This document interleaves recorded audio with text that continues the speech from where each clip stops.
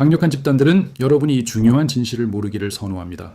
사실 그들은 이 지식을 숨기기 위해 수십억 달러를 투자했습니다. 그러나 이 5가지 핵심 원칙을 이해하면 여러분의 관점은 완전히 바뀔 것입니다. 여러분은 금융 시스템의 진정한 본질을 깨닫게 될 것입니다. 수입, 일, 심지어 시간 자체에 대한 여러분의 관점도 재정의될 것입니다. 이러한 변화는 그들의 확립된 질서에 큰 위협이 됩니다. 그들의 막대한 부와 영향력은 여러분의 무지에 달려 있습니다. 그들의 전체적인 틀은 제가 드러낼 진실에 대한 여러분의 무지에 의존합니다. 지난 7년 동안 저는 억만장자들이 사용하는 진정한 방법을 연구했습니다. 이러한 방법들은 그들이 엄청난 부를 축적하는 데 도움이 됩니다. 제 조사는 그들의 공개적인 발언을 넘어섰습니다. 또한 그들의 온라인 동기부여 메시지보다 더 깊이 들어갔습니다. 대신 제 목표는 아무도 보고 있지 않다고 생각할 때 그들의 금융 행동을 관찰하는 것이었습니다. 저는 미국 증권거래위원회의 수백 건의 서류를 꼼꼼히 검토했습니다. 더욱이 저는 복잡한 세금 협정을 분석했습니다. 저는 다양한 국제 계좌를 통해 자본 이동을 추적했습니다. 저는 또한 이러한 금융틀에 깊이 익숙한 사람들과 이야기했습니다. 제 발견들은 놀라웠습니다. 부유한 사람들은 특정 방법들을 사용하여 부를 이룹니다. 이 방법들은 일반적인 인식과 다릅니다. 그들의 번영으로 가는 길은 흔한 조언과는 크게 다릅니다. 그들은 독특한 금융 게임을 합니다. 이 게임은 별개의 지침 세트 아래에서 작동합니다. 그 존재 자체는 대부분의 사람들에게 거의 알려져 있지 않습니다. 이 부분은 우리 논의의 가장 중요한 측면을 제시합니다.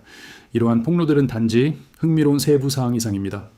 그것들은 정확한 운영 방식과 전략적 접근법을 나타냅니다. 이 방법들은 노동력을 돈과 교환하는 사람들을 구별합니다.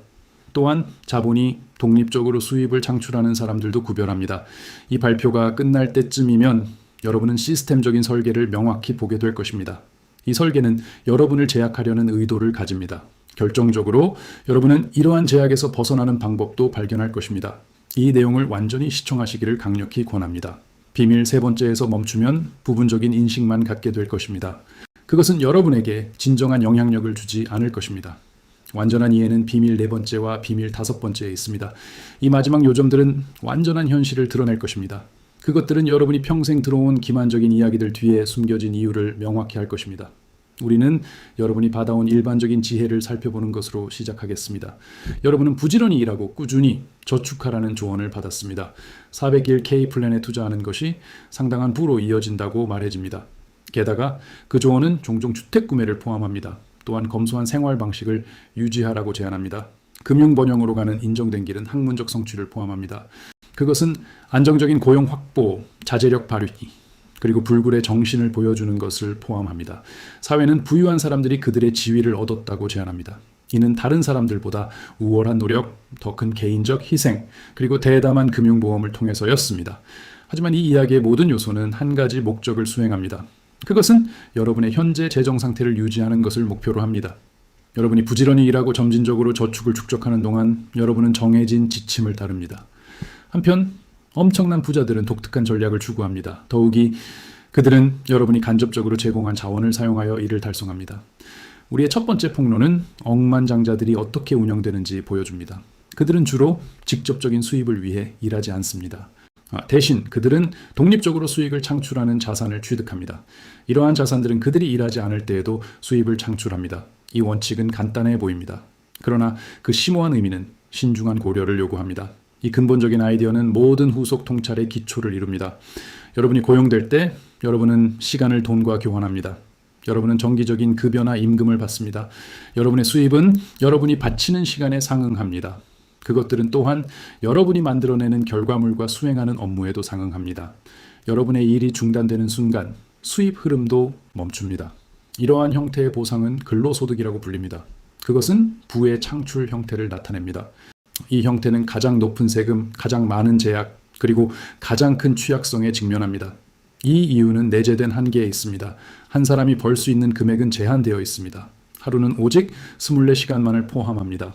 이를 위해 이 한계를 초과하는 것은 불가능합니다. 여러분은 전문성을 향상시키거나 경력을 발전시키거나 직업을 바꿀 수도 있습니다. 하지만 궁극적인 소득 한계에는 필연적으로 도달하게 될 것입니다. 여러분이 활용할 수 있는 시간은 제한적입니다. 여러분의 개인적인 에너지에도 한계가 있습니다. 여러분의 신체적 능력은 감소할 것입니다. 이것이 근본적인 제약입니다. 이 시나리오에서 여러분은 소득을 창출하는 자산으로 기능합니다. 그 자산이 실패하면 금융 흐름은 중단됩니다. 이제 억만장자들이 채택하는 운영 모델을 살펴보겠습니다. 예를 들어 제프 베이조스는 직접 물건을 포장하지 않습니다. 그는 아마존 물류센터에서 일하지 않습니다. 일론 머스크는 개별적으로 테슬라 자동차를 만들지 않습니다. 워렌 버핏은 고객 문의를 직접 처리하지 않습니다. 그는 버크셔 해서웨이에서 일하지 않습니다. 대신 이 사람들은 복잡한 시스템을 소유하고 있습니다. 그들은 상당한 자산을 보유합니다. 그들의 포트폴리오에는 회사, 다양한 주식, 물리적 자산, 그리고 독점적인 지식이 포함됩니다.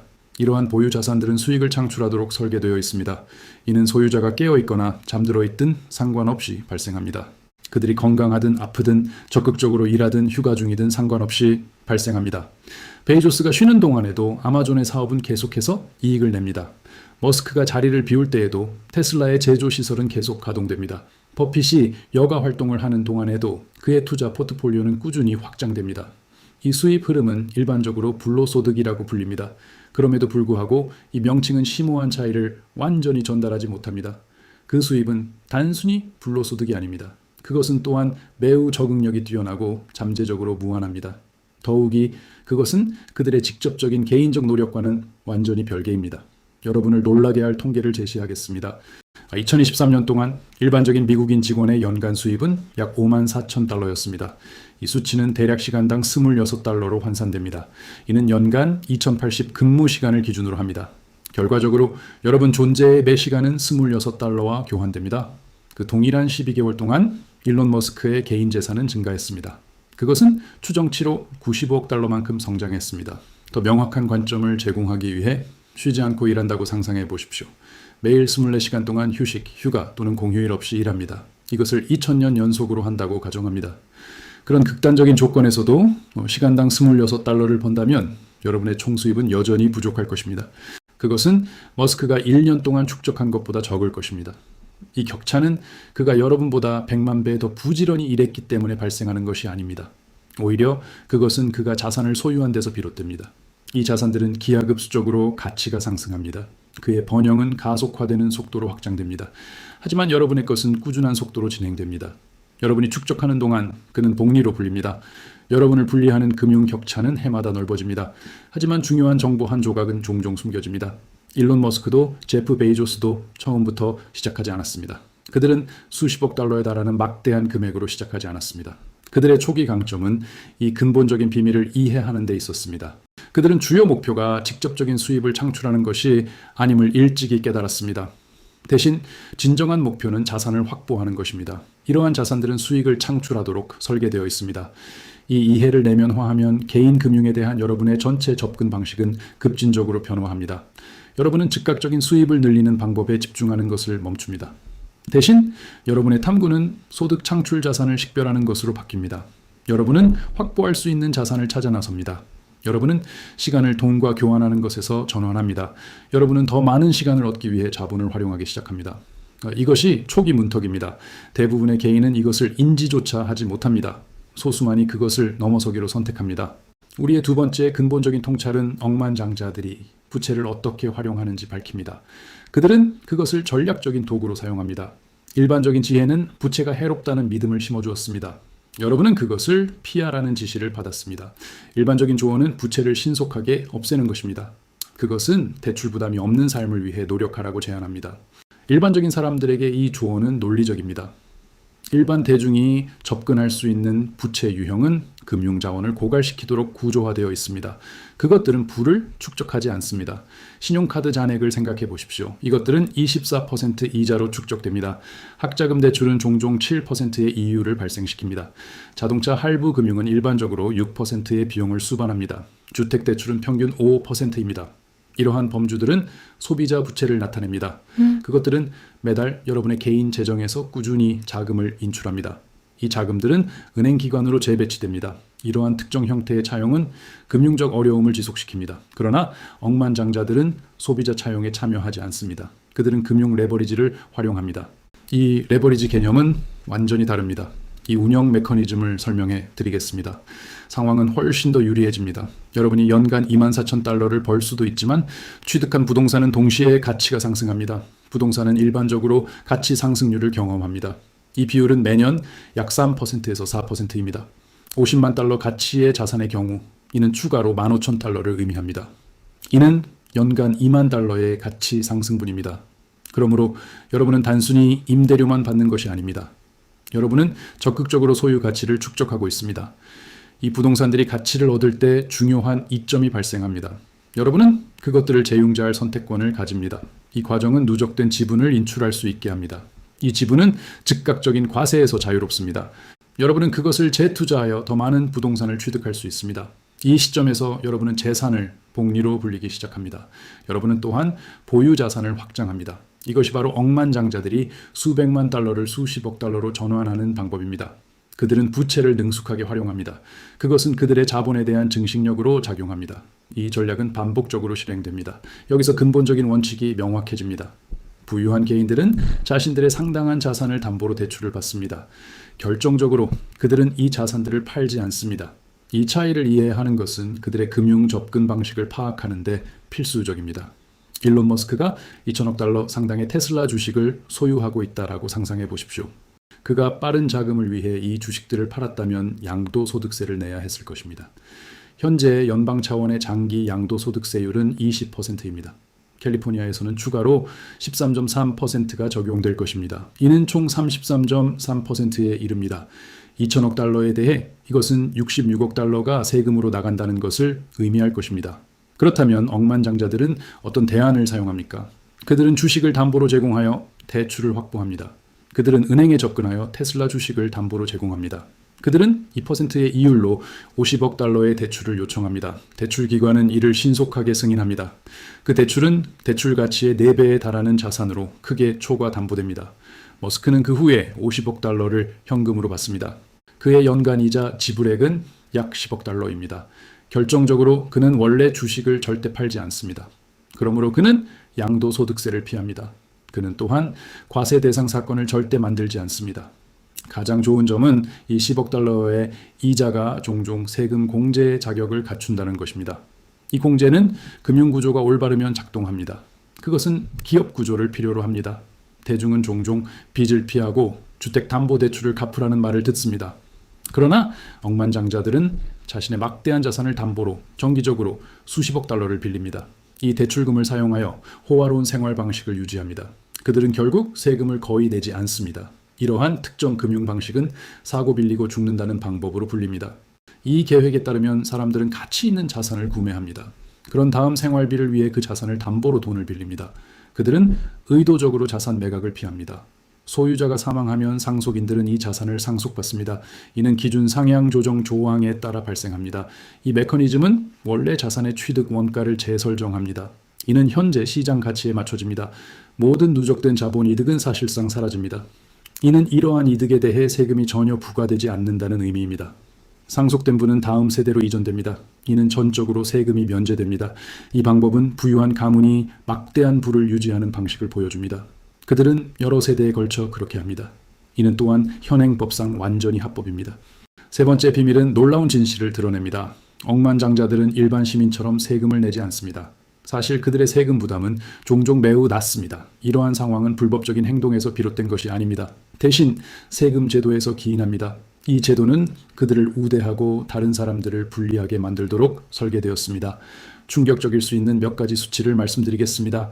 프로퍼블리카의 상세한 조사는 국세청 기록을 면밀히 살펴보았습니다. 이는 2014년부터 2018년까지의 기간을 다루었습니다.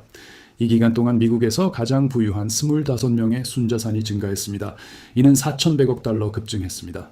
같은 기간 동안 그들의 연방소득세 납부액은 총 136억 달러였습니다. 이는 3.4%의 실효세율에 해당합니다. 이 중요한 점을 강조하겠습니다. 그들의 실효세율은 3.4%였습니다. 반대로 연간 소득이 6만 달러라면 귀하의 총 실효세율은 일반적으로 더 높습니다. 이는 보통 18%에서 22% 범위입니다. 이 전체 세율에는 연방소득세가 포함됩니다. 또한 급여공제, 주세 및 소비세도 포함합니다. 따라서 귀하는 가장 부유한 개인과 비교하여 소득의 약 6배를 더 많은 세금으로 냅니다. 주요 질문은 이러한 차이가 어떻게 존재할 수 있는지입니다.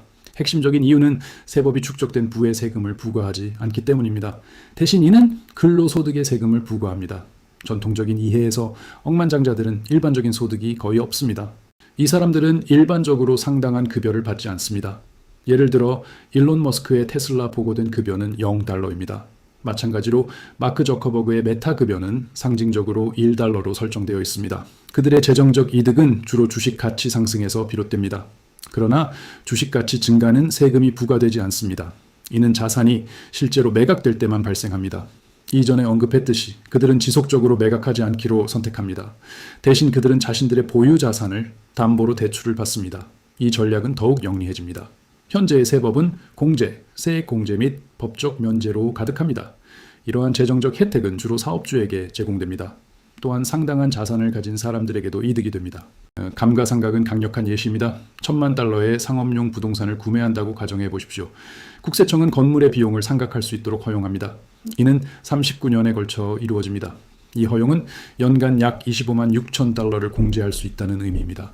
이는 보고된 소득에서 직접 차감됩니다. 이 공제는 부동산의 시장 가치가 증가할 가능성이 있음에도 발생합니다. 따라서 귀하는 두 가지 원천에서 소득을 얻습니다. 이는 부동산 가치 증가와 임대료 수입입니다. 그러나 공식 문서에는 재정적 손실을 보고합니다. 이 보고된 적자는 다른 소득원을 효과적으로 상쇄합니다.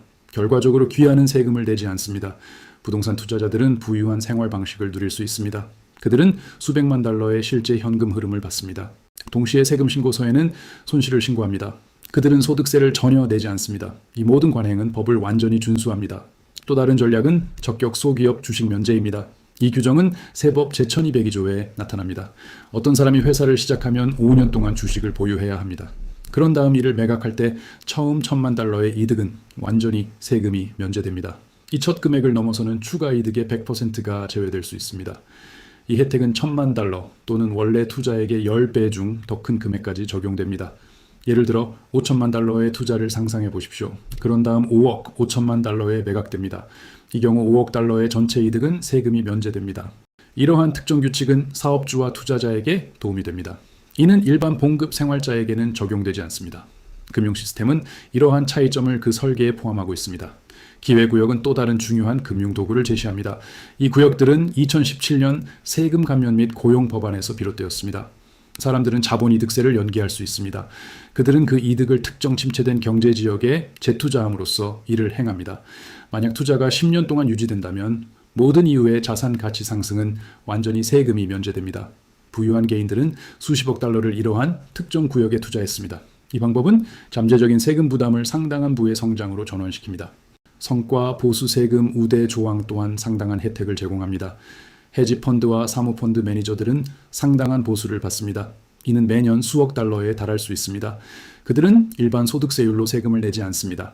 이 세율은 37%입니다. 대신 그들의 보수는 장기자본 이득세율로 과세됩니다. 이 세율은 20%입니다. 이 특정 조항은 금융 억만장자들에게 매년 수십억 달러를 절약해 줍니다.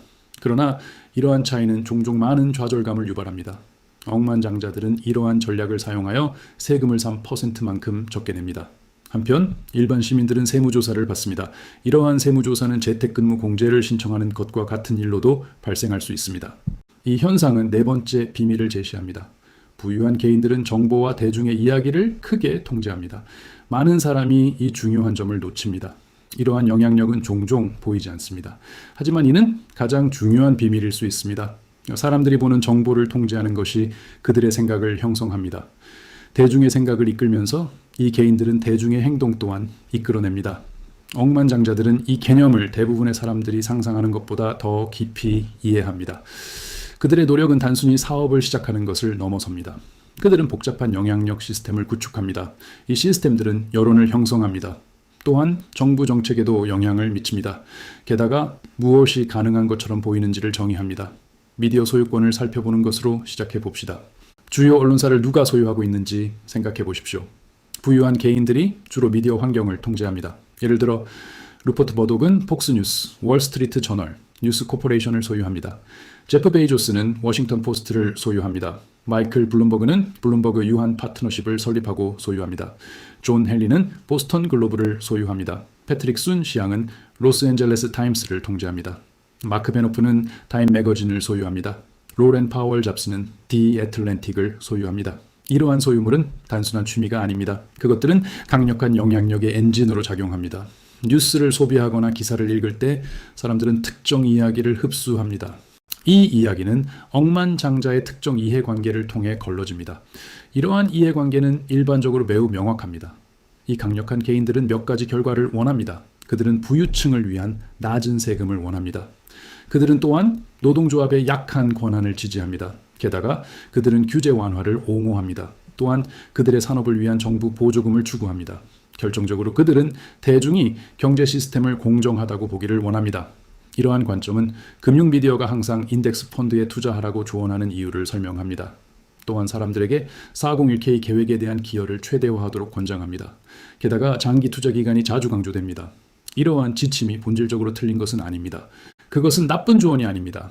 대신 이는 그들 자신의 이해관계에 직접적으로 이득이 됩니다. 주식시장에 투자된 모든 달러는 주식 수요를 증가시킵니다. 이 수요는 그들이 이미 소유하고 있는 수십억 달러의 주식 가치를 부풀립니다. 따라서 귀하는 본질적으로 그들의 부를 증가시키는 것입니다.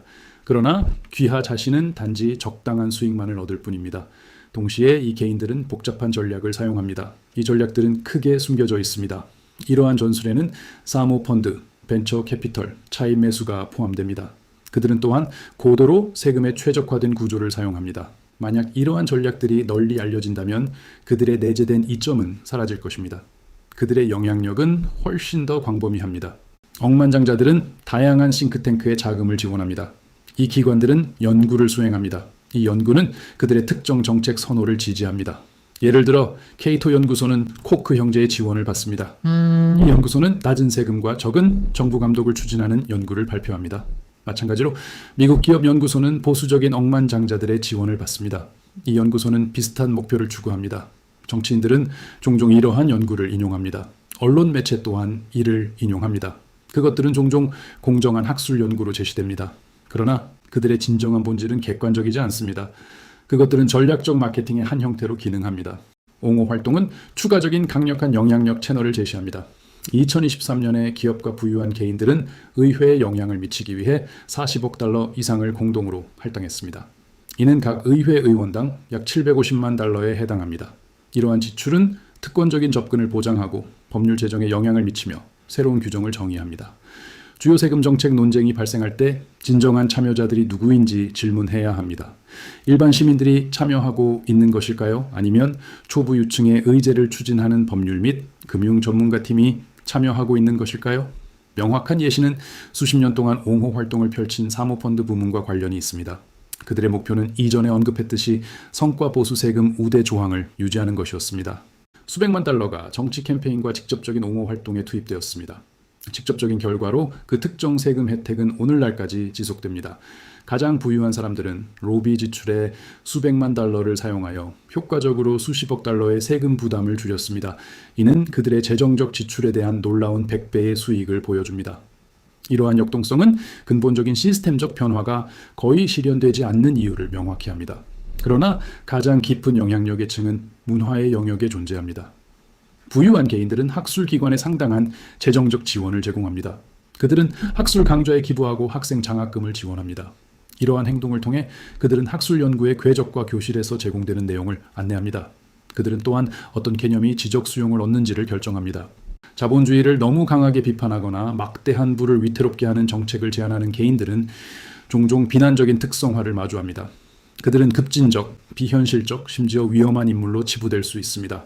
궁극적으로 허용 가능한 대중 토론의 경계는 현재의 구조에서 가장 많은 이득을 얻는 바로 그 개인들에 의해 그려집니다. 자선 기부 또한 계산된 목적에 기여합니다. 억만장자들은 자선 활동에 막대한 금액을 기부합니다. 인류주의자로 칭송받고 상당한 세금 혜택을 받으면서도 그들은 해당 자금이 어떻게 사용될지에 대한 결정적인 권한을 유지합니다. 예를 들어 게이츠 재단은 500억 달러 이상을 할당했습니다. 그럼에도 불구하고 빌 게이츠는 여러 국가의 교육 체계에 영향을 미치고 있습니다. 그는 세계 보건 목표를 설정하며 농업 개발 전략을 이끌고 있습니다. 그의 세계 공중 보건에 대한 영향은 거의 모든 민주적으로 선출된 행정부의 영향력을 능가합니다. 이 한 사람은 대중 투표로 선출된 적이 없습니다. 이는 합당한 책임 없는 막대한 권력을 보여줍니다. 이는 개인의 재산을 광범위한 통제력으로 직접 전환하는 것을 나타냅니다. 이것은 우리를 5번째 비공개 원칙으로 이끌어줍니다. 억만장자들은 단지 몇 년이 아닌 여러 세대에 걸쳐 전략을 세웁니다. 이것이 근본적인 차이를 구성합니다. 이는 초부 유층을 단순한 백만장자들과 명확하게 구분합니다. 대부분의 사람들은 일반적으로 자신의 개인적인 일생을 생각합니다. 그들은 은퇴 전 소득 전망을 평가하고 개인 저축 목표를 측정할 수 있습니다. 그들의 주된 관심은 각자의 미래 전망에 집중됩니다. 이와는 극명한 대조적으로 억만장자들은 영속적인 왕조를 구상합니다. 그들의 야망은 100년, 200년, 그리고 잠재적으로 끝없이 확장될 재산을 건설하는 것입니다. 이러한 세대 간 축적을 실현하기 위해 그들은 정밀한 법적 구조를 신중하게 활용합니다. 이 전략의 가장 중요한 메커니즘은 가족 신탁입니다. 개인이 사망하면 그들의 개인 자산은 통상적으로 유언 검증 절차를 거칩니다. 이러한 보유 자산은 상속세에 직면하게 됩니다. 이 세금은 1,300만 달러를 초과하는 금액에 40%의 세금을 부과합니다. 그 후 남은 재산은 지정된 상속인에게 분배됩니다. 하지만 억만장자들은 이러한 표준 절차를 우회합니다. 그들은 사망하기 수십 년 전에 자산을 취소 불가능한 신탁으로 옮깁니다. 그러면 이 신탁이 해당 보유 자산의 법적 소유권을 갖게 됩니다. 억만장자는 개인 소유권을 포기하지만 신탁 활동에 대한 감독권을 유지합니다. 그들은 투자 접근 방식을 결정하고 분배 메커니즘을 지시하며 수혜자 권한을 할당합니다. 신탁이 자산을 소유하기 때문에 억만장자가 사망해도 어떠한 것도 상속세 대상이 되지 않습니다. 전체 재산은 감소 없이 다음 세대로 전환됩니다. 혜택은 이러한 점들을 넘어섭니다. 단일 신탁은 여러 세대 동안 지속될 수 있습니다. 델라웨어, 사우스다코타, 네바다와 같은 특정 주들은 영구 구속 금지 원칙을 폐지했습니다. 이러한 법률 변경은 신탁이 끝없이 계속되도록 허용합니다. 그러므로 개인은 왕조 신탁을 만들 수 있습니다. 이 틀은 자녀, 손주, 증손주를 포함한 후손들을 위해 재산이 여러 세기 동안 기하급수적으로 성장하도록 합니다. 이러한 장치의 심오한 능력을 생각해 보십시오. 지금 바로 1,000만 달러를 그러한 왕조 신탁에 투자한다고 상상해 보십시오. 연 8%의 복리 성장률을 고려하면 그 가치는 놀라울 정도로 커집니다. 50년 안에 그 초기 투자는 4억 6,500만 달러로 확대될 것입니다. 100년 후에는 220억 달러에 도달할 수 있습니다. 200년 동안 총액은 485조 달러까지 오를 수 있습니다. 중요하게도 이 축적된 재산 중 어느 것도 상속세를 만나지 않습니다. 이는 재산이 영구적으로 신탁 구조 내에 존재하기 때문입니다. 이러한 접근 방식은 록펠러, 밴더빌트, 로스차일드와 같은 왕조가 어떻게 100년 넘게 그들의 부를 유지했는지 설명합니다. 그들의 지속적인 번영은 단순한 우연이 아닙니다. 이는 의도적인 재정적 구조에서 비롯됩니다. 프라이빗 패밀리 오피스는 또 다른 전문적인 도구로 사용됩니다. 개인의 자산이 1억 달러를 초과할 때 그들은 표준 금융 컨설턴트를 더 이상 사용하지 않습니다. 대신 그들은 헌신적인 전문가 팀 전체를 고용합니다. 이 팀은 일반적으로 투자 포트폴리오 관리자, 세무 변호사, 상속 전략가, 심지어 개인 비서 제공자까지 포함합니다. 그들의 유일한 목적은 여러 세대에 걸쳐 가족의 재산을 보호하고 성장시키는 것입니다. 이 전문가들은 일반 대중에게는 대부분 생소한 전술을 사용합니다.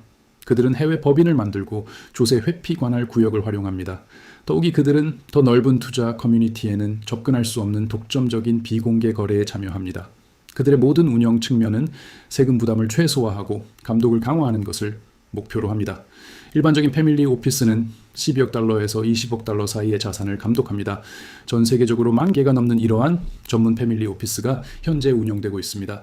이들 기관은 합쳐서 6조 달러를 초과하는 금액을 관리합니다. 이는 대중의 시야에서 대부분 숨겨진 비밀스러운 병행금융 인프라를 구성합니다. 정말 교활한 측면은 이것입니다. 억만장자들은 직접적인 개인 소유권 없이 기업을 지휘하기 위해 이러한 약정들을 활용합니다. 미디어 기업을 소유한 한 억만장자를 생각해 보십시오. 이 사람은 사망 후 가족 간의 불화를 피하고 상속세도 우회하기를 원합니다. 결과적으로 소유권은 가족 신탁으로 이전됩니다. 그러면 신탁은 회사의 법적 소유권을 가지며 억만장자는 신탁 자체에 대한 지휘권을 유지합니다. 억만장자의 자녀들은 수혜자가 되지만 사업을 직접 운영하지는 않습니다. 초기 설립자에게 충실한 사람들로 구성된 이사위원회가 지정됩니다. 이 이사들은 모든 중요한 결정에 책임이 있습니다. 설립자의 사망 이후에도 신탁은 그들의 미리 정해진 지침에 따라 회사를 계속 이끌어갑니다. 이 메커니즘은 설립자의 생애를 넘어서는 통치를 효과적으로 허용합니다.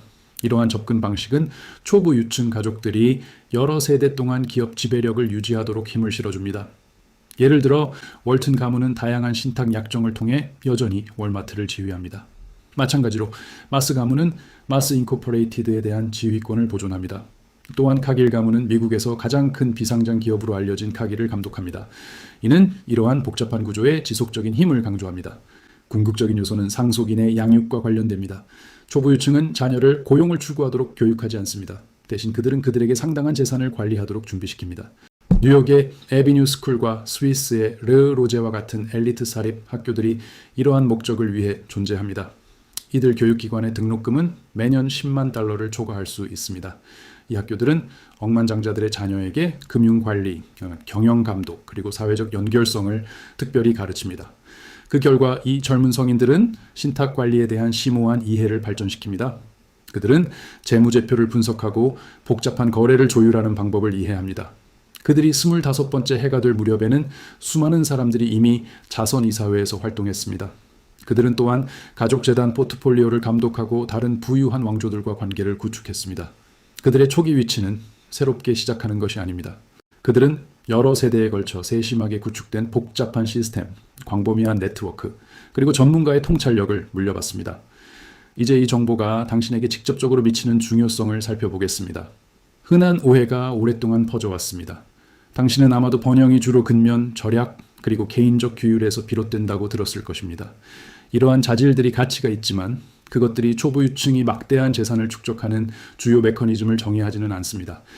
대신 억만장자들은 유형 자산, 계산된 재정적 레버리지, 최소화된 세금 부담, 데이터에 대한 통제, 그리고 정교한 세대 간 프레임워크를 통해 막대한 부를 구축합니다. 이것이 5가지 필수적인 비공개 원칙을 이룹니다. 여기에 가장 중요한 깨달음이 있습니다. 당신 또한 이러한 정확한 전략을 사용할 능력을 가지고 있습니다. 아마도 아직 초보 유층 규모는 아닐지라도 근본적인 원칙은 정확히 동일하게 유지됩니다. 급여를 위해 시간을 바꾸는 대신 생산적인 자산을 축적하는 것으로 시작하십시오.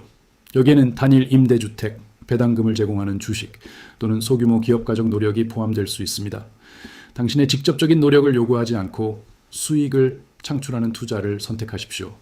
더욱이 당신은 재정적 레버리지를 책임감 있게 사용할 수 있습니다.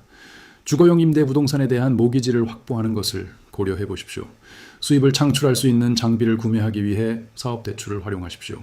빚에 대한 당신의 시각을 본질적인 해악에서 유익한 금융 도구로 바꾸십시오. 당신은 세금 부담을 줄이기 위해 개인 재정을 조직할 능력을 가지고 있습니다. 유한 책임 회사를 설립하는 것을 탐색해 보십시오. 감가상각의 이점을 효율적으로 활용하십시오. 개인 401k 또는 간소화된 직원 연금 계획을 설정하십시오. 법인세 계획에 능숙한 공인회계사와 협력하십시오. 이 전문가는 표준급여 공제를 넘어선 조언을 제공해야 합니다. 당신은 개인 생활에서 정보 흐름을 통제할 능력을 가지고 있습니다. 행동을 방해하도록 설계된 금융뉴스를 소비하는 것을 멈추십시오. 증권거래위원회의 규제 서류를 검토하십시오. 다양한 금융거래의 구조를 해체해 보십시오. 진정으로 상당한 재산을 구축한 사람들로부터 지식을 얻으십시오. 상업적 계획을 홍보하는 인터넷 인물들에게 의존하는 것을 피하십시오. 더욱이 당신의 미래 세대를 위해 계획하십시오. 상속인을 위한 신탁 기금을 만드십시오. 그들에게 재정관리, 자산 소유권, 그리고 전략적 거버넌스를 가르치십시오. 당신이 부족했던 이해를 그들과 나누십시오. 0에서 시작하더라도 당신은 영속적인 번영의 첫 번째 세대를 시작할 수 있습니다. 금융 시스템은 불공평하게 보일 수 있습니다. 그럼에도 불구하고 그 근본 원칙들은 발견 가능합니다. 일단 당신이 이 원칙들을 인식하면 성공적으로 참여할 수 있습니다. 당신은 즉시 막대한 부를 얻지는 못할 것입니다. 그럼에도 불구하고 당신은 그들이 확립한 시스템 내에서 통제받는 참여자가 되는 것을 멈출 수 있습니다. 당신은 진정한 풍요를 모으기 시작할 능력을 가지고 있습니다.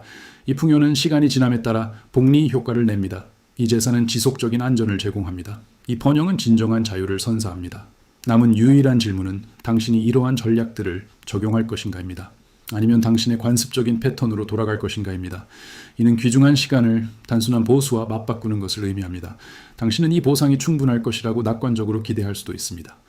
최종 선택은 오직 당신의 몫입니다. 이 순간 당신은 이 중요한 통찰력을 가지고 있습니다. 당신은 이제 초부 유층이 이해하는 것을 파악하고 있습니다. 당신은 그들이 비밀로 지키기 위해 수십억을 쓴 5가지 숨겨진 원칙을 알고 있습니다. 이 지식에 의해 정보가 주어진 당신의 다음 결정들이 모든 결과를 결정할 것입니다. 이 논의가 당신의 재정적 전망을 바꾼다면 이 채널을 구독해 주시기를 바랍니다. 저는 이 시스템이 실제로 어떻게 작동하는지 지속적으로 분석할 것입니다. 더욱이 저는 상당한 부를 구축하기 위해 이를 어떻게 활용하는지 보여줄 것입니다. 저의 다음 비디오는 개인 자산 관리에서 가장 위대한 재정적 비법을 공개할 것입니다. 이것은 재정 고문들이 의도적으로 숨기는 지식입니다. 그러한 폭로는 그들의 사업 모델에 심각한 피해를 줄 것입니다. 그러므로 당신이 이것을 보는 것이 필수적입니다. 저는 우리의 다음 논의를 간절히 기다립니다.